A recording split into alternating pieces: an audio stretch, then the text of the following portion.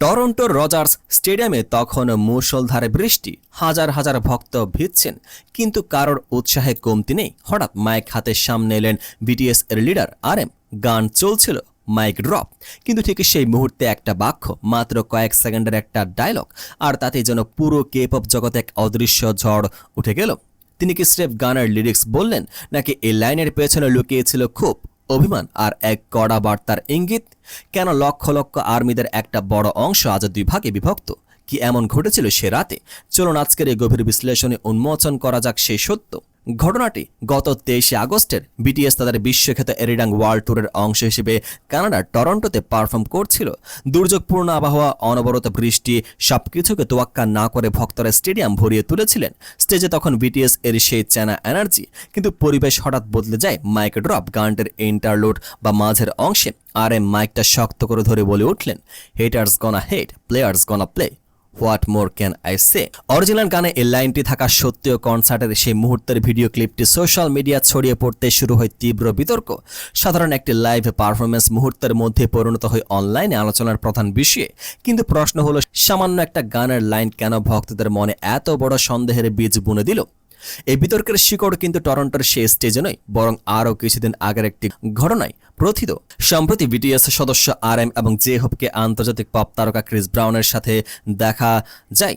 আমরা সবাই জানি ক্রিস ব্রাউনের অতীত কেরিয়ার বিতর্ক আর আইনি জটিলতায় ঘেরা, ফলে বিশ্বজুড়ে থাকা আর্মিদের একটি বড় অংশ প্রিয় তারকাদের এই মেলামেশাকে সহজভাবে মেনে নিতে পারেনি। সোশ্যাল মিডিয়া জুড়ে দাবি উঠে জবাবদিহিতার, তৈরি হয়ে এক বিশাল ব্যাকল্যাশ বা সমালোচনার ঢেউ।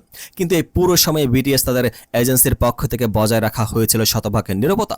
আর এই নীরবতার মাঝে যখন RM স্টেজে দাঁড়িয়ে বললেন, হেটার্স গনা হেট, তখন ভক্তদের একদল ধরে নিলেন এটা কোনো সাধারণ গানের লাইন নয়, বরং সমালোচকদের উদ্দেশ্যে দেয়া RM এর এক পরোক্ষ বার্তা।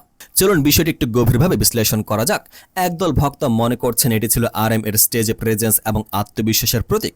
একজন শিল্পী হিসেবে স্টেজে উঠে সমালোচকদের এড়িয়ে নিজের কাজ চালিয়ে যাওয়ার সংকল্পই তিনি প্রকাশ করেছেন। তাদের মতে মাইক ড্রপ গানটির মূল থিমই তো এটা, কিন্তু মুদ্রার অপর পিঠটা সম্পূর্ণ ভিন্ন। হতাশ ভক্তদের মতে যেখানে বিতর্কিত এক বিশ্ব হাজার হাজার অনুরাগের স্পষ্ট উত্তরের অপেক্ষায় ছিলেন, সেখানে এই ধরনের মন্তব্য আগুনে ঘি ঢালার মতো কাজ করেছে।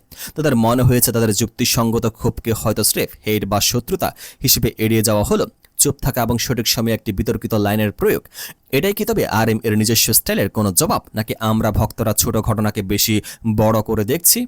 কে-পপ এর জগতে ভক্ত আর শিল্পীর সম্পর্কটা অত্যন্ত গভীর এবং সংবেদনশীল, যেখানে একটি ছোট শব্দ বা একটি এক্সপ্রেশন পাল্টে দিতে পারে পুরো দৃশ্যপট। টরন্টোর সেই কনসার্টে RM এর বলা বাক্যটি আসলে কোনো সুনির্দিষ্ট বার্তা ছিল, নাকি স্রেফ পারফরমেন্সের অংশ, তার উত্তর হয়তো কখনোই প্রকাশ্য আসবে না। তবে একটা বিষয় পরিষ্কার, বিটিএস এর বিশ্ব সফরের মাঝে ছোট বিতর্কটি আর্মি কমিউনিটিতে এক বড় রেখাপাত করে গেল। আপনার কি মনে হয় RM এর লাইনটি কি সত্যি সমালোচকদের উত্তর ছিল, নাকি ভক্তরা একটু বেশি ভেবে ফেলেছেন?